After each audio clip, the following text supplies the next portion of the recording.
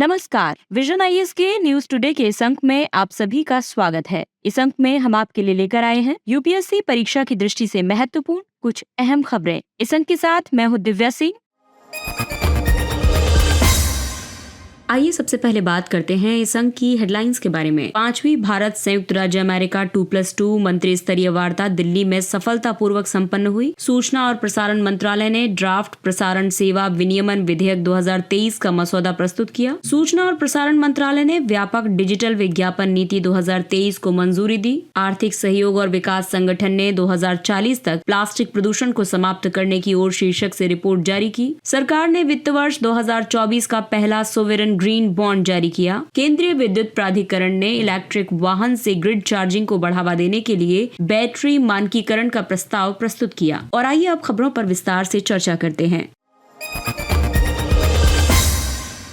इस अंक की सबसे पहली खबर अंतर्राष्ट्रीय संबंधों पर आधारित है। ये पेपर 2 का टॉपिक है। 5वीं भारत संयुक्त राज्य अमेरिका 2+2 मंत्री स्तरीय वार्ता दिल्ली में सफलतापूर्वक संपन्न हुई। 2+2 वार्ता का मतलब है दोनों देशों के विदेश मंत्री और रक्षा मंत्री इसमें हिस्सा लेंगे। तो इस 5वीं बैठक में भारत और संयुक्त राज्य अमेरिका के विदेश और रक्षा मंत्रियों ने हिस्सा लिया। साथ ही सामरिक और सुरक्षा संबंधी मुद्दों पर चर्चा भी की। भारत ने ऑस्ट्रेलिया, जापान, यूनाइटेड किंगडम और रूस के साथ भी 2+2 वार्ता तंत्र अपनाया हुआ है। इस वार्ता के कई महत्वपूर्ण परिणाम निकले, जैसे कि रक्षा क्षेत्र में दोनों पक्ष रक्षा औद्योगिक सहयोग के हिस्से के रूप में इन्फेंट्री कॉम्बैट वाहनों का सह उत्पादन करेंगे। साथ ही दोनों पक्ष आपूर्ति व्यवस्था की सुरक्षा को अंतिम रूप देने की दिशा में भी आगे बढ़ रहे हैं। सोसा यानी सिक्योरिटी ऑफ सप्लाई अरेंजमेंट आपूर्ति व्यवस्था की सुरक्षा आपूर्ति श्रृंखला के लचीलेपन को बेहतर करते हुए दोनों देशों के रक्षा औद्योगिक इकोसिस्टम को और ज्यादा एकीकृत करेगा। विज्ञान और प्रौद्योगिकी साझेदारी के तहत संयुक्त राज्य अमेरिका भारत महत्वपूर्ण और उभरती प्रौद्योगिकी पहल की समीक्षा की गई। ICET यानी initiative on critical and emerging technology पहल का लक्ष्य कंपनियों और शैक्षणिक संस्थानों के बीच रणनीतिक तकनीकी साझेदारी को मजबूत और व्यापक बनाना है। इसके अलावा व्यापार क्षेत्र में भी Indo Pacific economic framework for prosperity की प्रगति की सराहना की गई। IPEF के 4 स्तंभ हैं: व्यापार, आपूर्ति श्रृंखला, स्वच्छ अर्थव्यवस्था, निष्पक्ष अर्थव्यवस्था। Bharat Indo Pacific economic framework for prosperity के 3 स्तंभों में तो शामिल हो गया है, लेकिन व्यापार स्तंभ से बाहर है। बहुपक्षीय कूटनीति और कनेक्टिविटी के क्षेत्र में भी दोनों पक्षों ने स्वतंत्र, खुले और समावेशी लचीले हिंद प्रशांत के महत्व की पुष्टि की। साथ ही भारत ने मध्य पूर्व यूरोप आर्थिक गलियारे के लाभों को भी दोहराया। इसके अलावा संयुक्त राज्य अमेरिका के कैंसर मूनशॉट कार्यक्रम के तहत सहयोग में सुधार का उल्लेख किया गया। भारत अमेरिका संबंधों के मुख्य पहलुओं की बात करें तो अमेरिका भारत का सबसे बड़ा निर्यात गंतव्य है। अमेरिका भारत को रक्षा उपकरणों या हथियारों की आपूर्ति करने वाला तीसरा सबसे बड़ा देश है। साथ ही इसने भारत को एक प्रमुख रक्षा साझेदार के रूप में मान्यता दी है। दोनों पक्षों ने 2020 में संपन्न basic exchange and cooperation agreement बेका जैसी रक्षा सहयोग संधियों पर हस्ताक्षर किए हैं। हाल ही में भारत अमेरिका के नेतृत्व वाली खनिज सुरक्षा साझेदारी यानी MSP में शामिल हुआ है। इसका उद्देश्य महत्वपूर्ण खनिजों की आपूर्ति सुनिश्चित करना है। और आइए बात करते हैं अगली खबर की। सूचना और प्रसारण मंत्रालय ने ड्राफ्ट प्रसारण सेवा विनियमन विधेयक 2023 का मसौदा प्रस्तुत किया। ये विधेयक कानून बनने के बाद केबल टीवी नेटवर्क विनियम अधिनियम 1995 और सूचना तथा प्रसारण क्षेत्र को विनियमित करने वाला अन्य नीतिगत दिशा निर्देशों का स्थान लेगा। मसौदा विधेयक के मुख्य प्रावधानों के तहत समेकित कानूनी ढांचा लाया गया है। ये ओवर द टॉप यानी OTT, direct to home DTH, internet protocol television IPTV, digital news और करंट अफेयर्स इत्यादि को कवर करेगा। कंटेंट मूल्यांकन समितियों की स्थापना की गई है। ये समितियां स्व विनियमन को बढ़ावा देंगी। इसके अलावा कार्यक्रम संहिता और विज्ञापन संहिता लाई गई है। ये विविध सेवाओं में अलग अलग कार्यक्रम और विज्ञापन संहिताओं का प्रस्ताव करता है। साथ ही इसमें प्रसारकों द्वारा स्व वर्गीकरण और प्रतिबंधित कंटेंट के लिए एक्सेस कंट्रोल उपाय करने के प्रावधान भी किए गए हैं। प्रसारण सलाहकार परिषद का गठन किया गया है। ये मौजूदा अंतर विभागीय समिति का स्थान लेगी। इसके अलावा उचित दंड का प्रावधान किया गया है। उपबंधों का उल्लंघन करने वाली संस्था पर उसकी वित्तीय क्षमता के अनुसार मौद्रिक दंड और जुर्माना लगाया जाएगा। साथ ही दिव्यांग जनों के लिए सुगम्यता उपाय किए गए हैं। इसके लिए व्यापक सुगम्यता दिशा निर्देश जारी करने वाले प्रावधानों को लागू किया जाएगा। साथ ही अवसंरचनाओं को साझा करना और प्लेटफॉर्म सेवाएं दी जाएंगी। ये विधेयक प्रसारण नेटवर्क ऑपरेटर्स के बीच अवसंरचनाओं को साझा करने और प्लेटफॉर्म सेवाएं प्रदान करने का भी प्रावधान करता है। दरअसल इस विधेयक की जरूरत इसलिए है क्योंकि इसमें एकीकृत और भविष्य केंद्रित दृष्टिकोण अपनाया गया है। है। ये विधेयक अप्रासंगिक अधिनियमों, नियमों और दिशा निर्देशों को हटाकर प्रसारण क्षेत्र के विनियामक ढांचे में सुधार करेगा। ये दिव्यांगजन जैसे समुदाय के समावेशन को बढ़ावा देगा। ये वन स्टॉप कानून के रूप में व्यवसाय करने की सुगमता को बढ़ावा देगा।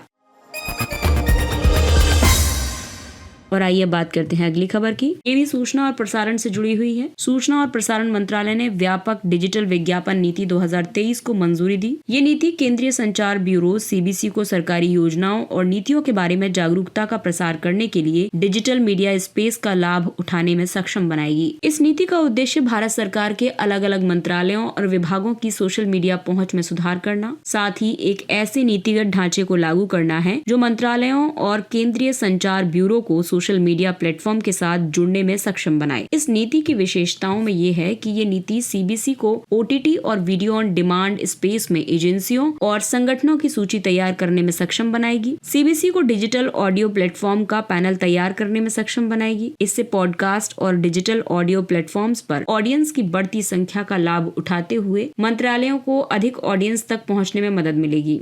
प्रतिस्पर्धी बोली प्रक्रिया की शुरुआत की जाएगी। इससे विज्ञापन दरों के उचित निर्धारण और पारदर्शिता तथा दक्षता सुनिश्चित करने में मदद मिलेगी। बोली प्रक्रिया के माध्यम से चिन्हित की गई दरें 3 वर्षों तक वैध रहेंगी और सभी पात्र एजेंसियों पर लागू होंगी। ये डिजिटल स्पेस में नए और नवोन्मेषी संचार प्लेटफॉर्म्स को शामिल करने के लिए CBC को सशक्त बनाएंगी। इस नीति से लाभ ये होगा कि इससे लक्षित तरीके से नागरिक केंद्रित संदेशों का प्रभावी प्रसारण संभव होगा। जन उन्मुख प्रचारों का प्रसारण कम लागत में किया जा सकेगा। एक विशाल सब्सक्राइबर बेस का लाभ उठाकर अधिक आबादी तक पहुंचा जा सकेगा। इसके अलावा मार्च 2023 तक के आंकड़ों के मुताबिक भारत में 880 मिलियन से अधिक लोगों तक इंटरनेट की पहुंच है और दूरसंचार सेवाओं के 1172 मिलियन से ज्यादा ग्राहक हैं। जनता तक सरकार की नीतियों और कार्यक्रमों संबंधी संदेशों को पहुंचाने में प्रौद्योगिकी का लाभ उठाया जा सकेगा। साथ ही इस नीति से मोबाइल एप्लीकेशंस के माध्यम से लोक सेवा अभियान संदेशों का प्रसारण किया जा सकेगा। केंद्रीय संचार ब्यूरो, जिसका मुख्यालय है नई दिल्ली में, ये मीडिया रणनीति पर सरकार के लिए एक सलाहकार निकाय के रूप में कार्य करता है। इसे पूर्ववर्ती विज्ञापन और दृश्य प्रचार निदेशालय, क्षेत्रीय प्रचार निदेशालय तथा गीत और नाटक प्रभाग के एकीकरण द्वारा 2017 में स्थापित किया गया था। इसका मुख्य कार्य है print media, audio visual, outdoor और डिजिटल मीडिया के माध्यम से संदेशों का प्रसार करके लोगों के सशक्तिकरण की प्रमुख सूत्रधार के रूप में सरकार की छवि को बेहतर बनाना। केंद्रीय संचार ब्यूरो सूचना और प्रसारण मंत्रालय के तहत है।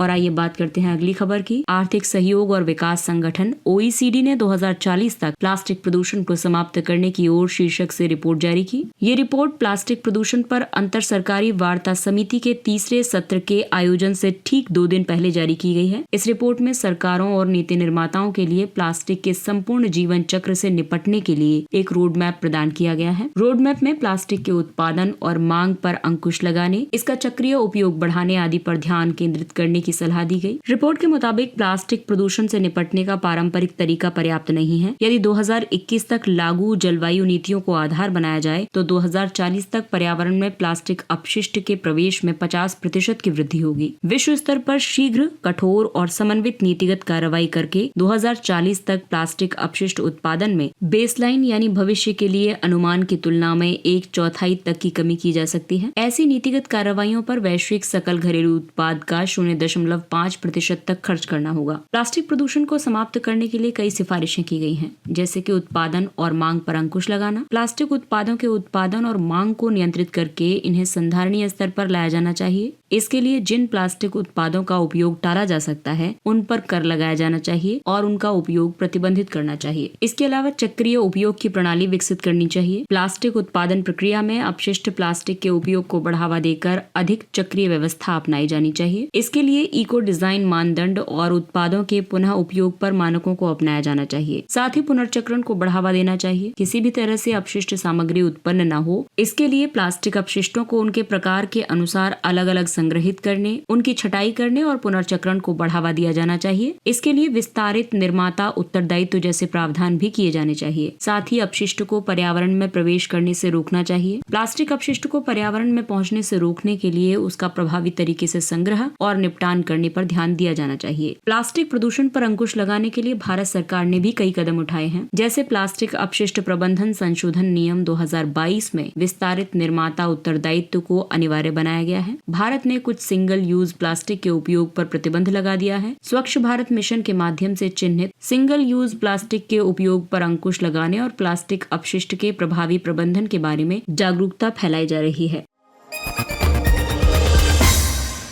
और आइए बात करते हैं अगली खबर की। सरकार ने वित्त वर्ष 2024 का पहला सोवरेन ग्रीन बॉन्ड जारी किया। ग्रीन बॉन्ड वास्तव में ऋण लिखित होते हैं। इनके माध्यम से जुटाए गए धन का उपयोग पर्यावरण की दृष्टि से संधारणीय परियोजनाओं के वित्त पोषण में करना होता है। सोवरेन ग्रीन बॉन्ड जारी करने की घोषणा केंद्रीय बजट 2022-23 में की गई थी। बाद में वित्त मंत्रालय ने भारत के final sovereign green bond framework को मंजूरी दी। इस फ्रेमवर्क के मुख्य घटक हैं बॉन्ड से प्राप्त आय का उपयोग, ग्रीन बॉन्ड से जुटाए गए धन का उपयोग पात्र 9 श्रेणियों की परियोजनाओं के वित्त पोषण के लिए किया जाएगा। इन श्रेणियों में स्वच्छ परिवहन भी शामिल है। परियोजना मूल्यांकन और चयन की प्रक्रिया निर्धारित की जाएगी। इसके लिए 2 स्तरीय गवर्नेंस प्रक्रिया का प्रावधान किया गया है। इसमें परियोजनाओं के चयन की आरंभिक जिम्मेदारी परियोजना या कार्यक्रम का कार्यान्वयन करने वाले प्रभारी मंत्रालय या विभाग के पास है। इसके अलावा हरित वित्त कार्य समिति मंत्रालयों या विभागों के निर्णयों का पर्यवेक्षण और सत्यापन करती है। वहीं प्रबंधन के स्तर पर बॉन्ड से जुटाए गए धन को भारत की संचित निधि में जमा किया जाता है। इस धन का प्रबंधन केंद्रीय वित्त मंत्रालय का सार्वजनिक ऋण प्रबंधन प्रकोष्ठ करता है। लेखा परीक्षा नियंत्रक एवं महालेखा परीक्षक यानी CAG द्वारा की जाती है। सोवरेन ग्रीन बॉन्ड का लाभ ये है कि ये बॉन्ड सरकार या सरकारी संस्था द्वारा जारी किए जाते हैं, इसलिए ऋण के डूबने और डिफॉल्ट संबंधी जोखिम नहीं होता। इस तरह के बॉन्ड में परियोजना विशेष से जुड़े जोखिम भी नहीं होते। दरअसल बॉन्ड खरीदने वाले परियोजना के सार्वजनिक वित्त पोषण में मदद करते हैं। सोवरेन ग्रीन बॉन्ड से जुड़ी कई चुनौतियां भी हैं, जैसे कि वित्त पोषित परियोजनाओं में ग्रीन वॉशिंग का खतरा बना रहता है। ग्रीन वॉशिंग के तहत परियोजनाओं के पर्यावरण हितैषी होने का दावा किया जाता है, लेकिन वास्तव में स्थिति ये होती है कि वो पर्यावरण को नुकसान पहुंचा रही होती हैं। निवेश संबंधी नियमों की वजह से चुनिंदा बड़े निवेशक ही परिपक्वता तक ग्रीन बॉन्ड अपने पास रखे रहते हैं। इससे बॉन्ड बाजार में ऐसे बॉन्ड की लिक्विडिटी कम हो जाती है और इनमें मूल्य का अंतर भी बना रहता है।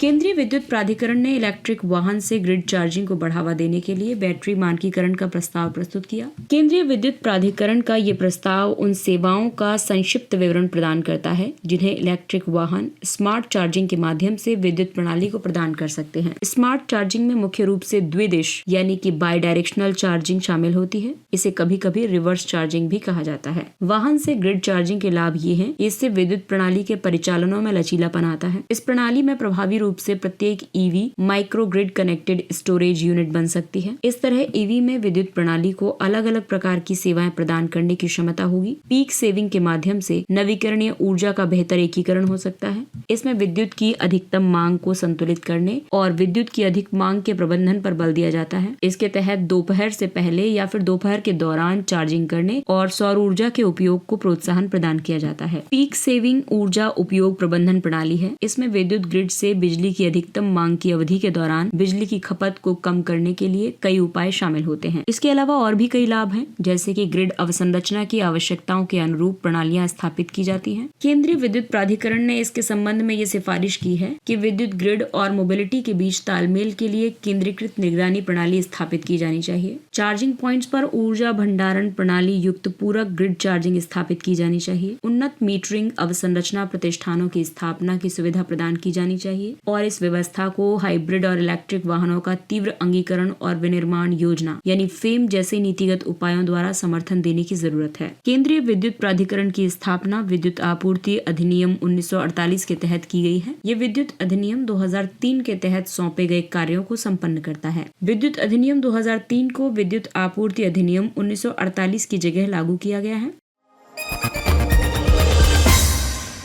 और आइए बात करते हैं कुछ अन्य महत्वपूर्ण सुर्खियों के बारे में। राज्यपाल पर सुप्रीम कोर्ट का फैसला। सुप्रीम कोर्ट ने एक रिट याचिका पर सुनवाई करते हुए कहा कि राज्यपाल विधानसभा द्वारा पारित विधेयकों को रोक कर नहीं रख सकता है। कोर्ट ने इस संबंध में और भी कई महत्वपूर्ण टिप्पणियां की हैं, जैसे कि कोर्ट ने ये भी कहा कि राज्यपाल द्वारा ये प्रश्न करना कि अध्यक्ष ने सदन के स्थगनों के मामले में अपने अधिकार क्षेत्र का उपयोग किस प्रकार किया, ये संवैधानिक रूप से वैध नहीं है। राज्यपाल किसी विधेयक के मामले में कई कदम उठा सकता है, जैसे कि वो उस पर अपनी सहमति दे सकता है या सहमति रोक सकता है या फिर उस पर पुनर्विचार के संदेश के साथ सदन में वापस भेज सकता है या उसे राष्ट्रपति के पास विचार के लिए भेज सकता है। राज्यपाल का उद्देश्य एक ऐसे संवैधानिक राजनीतिज्ञ के रूप में कार्य करना होना चाहिए जो संवैधानिक सरोकारों से संबंधित मामलों पर सरकार का मार्गदर्शन करे। राज्यपाल के बारे में अगर आपको और ज्यादा जानना है तो 3 नवंबर 2023 का न्यूज टुडे अंक आप दोबारा से सुन सकते हैं, जिसमें हमने विधेयकों को मंजूरी देने में राज्यपालों की भूमिका के बारे में विस्तार से चर्चा की है।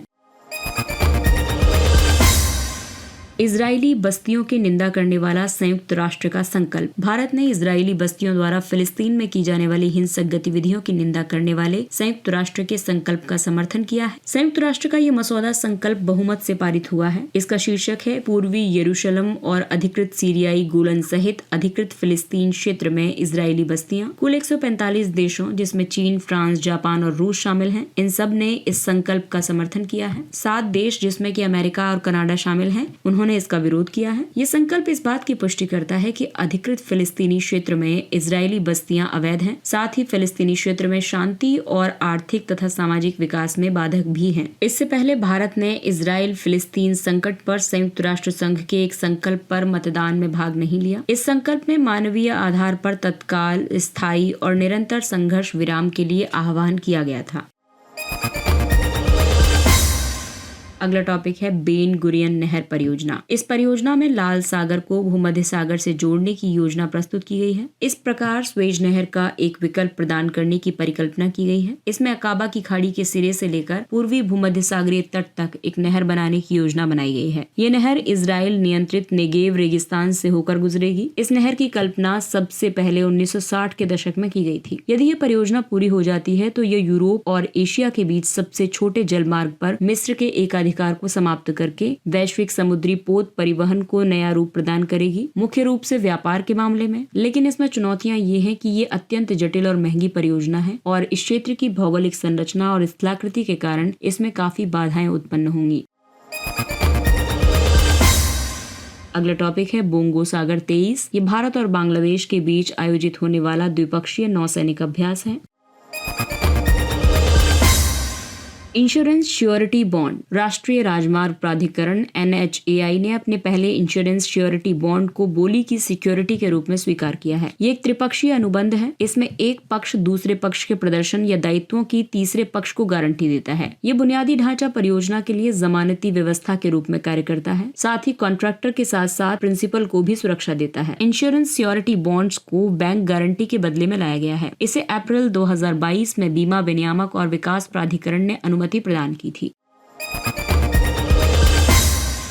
Global tiger recovery programme GTRP 2.0 के तहत प्रस्तुत एक रिपोर्ट में बाघों की आबादी में 60% की कुल वृद्धि दर्शाई गई है। ग्लोबल टाइगर रिकवरी प्रोग्राम 13 देशों की एक पहल है। इसका लक्ष्य 2022 तक वनों में बाघों की संख्या दोगुनी करना था। इस पहल का फ्रेमवर्क 2010 में सेंट पीटर्सबर्ग घोषणा पत्र के माध्यम से ग्लोबल टाइगर इनिशिएटिव के तहत विकसित हुआ था। 2022 में GTRP 2.0 लॉन्च किया गया था। इसे 2034 तक के लिए लॉन्च किया गया था। ये मानव वन्य जीव संघर्ष जैसी समकालीन चुनौतियों का समाधान करेगा। साथ ही टाइगर गवर्नेंस को मजबूत करने, संसाधनों और सुरक्षा को बढ़ाने आदि पर भी ध्यान केंद्रित करेगा।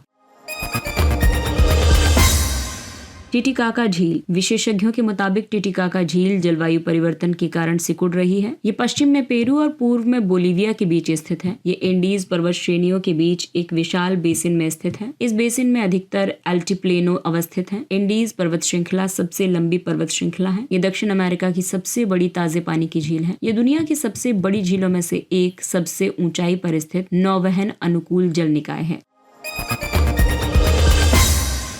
एटनबरो एकिडना। जाग्लोसस एटनबरोई। इंडोनेशिया में दुर्लभ एटनबरो एकिडना को फिर से खोजा गया है। इस प्रजाति का नाम प्रसिद्ध ब्रिटिश प्रकृतिवादी डेविड एटनबरो के नाम पर रखा गया है। इससे पहले इस प्रजाति को आखिरी बार 1961 में देखा गया था और IUCN की लाल सूची में इसे क्रिटिकली एंडेंजर्ड की श्रेणी में रखा गया है। एकिडना की 4 प्रजातियां हैं। इनमें से 3 की चोंच लंबी होती है। एटनबरो एकिडना और वेस्टर्न एकिडना को क्रिटिकली एंडेंजर्ड माना जाता है। एकिडना निशाचर और शर्मीले होते हैं। वे मोनोट्रेम मोनोट्रेम्स के सदस्य हैं। मोनोट्रेम्स अंडा देने वाले स्तनधारी हैं। इस समूह का एकमात्र अन्य सदस्य डक बिल्ड प्लैटिपस है, जो कि बत्तख जैसी चोंच वाला है। वे दांत रहित चोंच से आहार ग्रहण करते हैं। एकिडना की अन्य प्रजातियां ऑस्ट्रेलिया और न्यूगिनी में पाई जाती हैं। साथ ही ये तस्मानिया में भी पाई जाती हैं।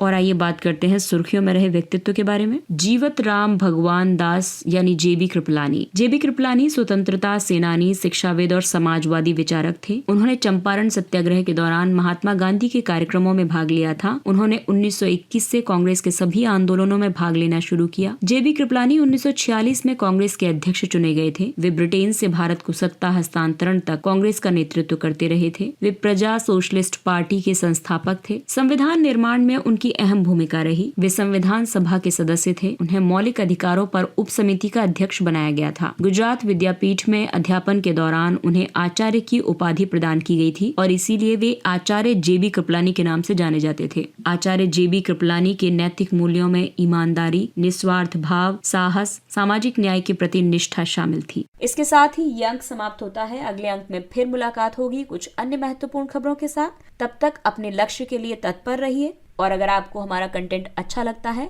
तो इसे लाइक, सब्सक्राइब और शेयर जरूर करें। और अब हमें यानी विजन IAS की पूरी टीम को दीजिए इजाजत। नमस्कार।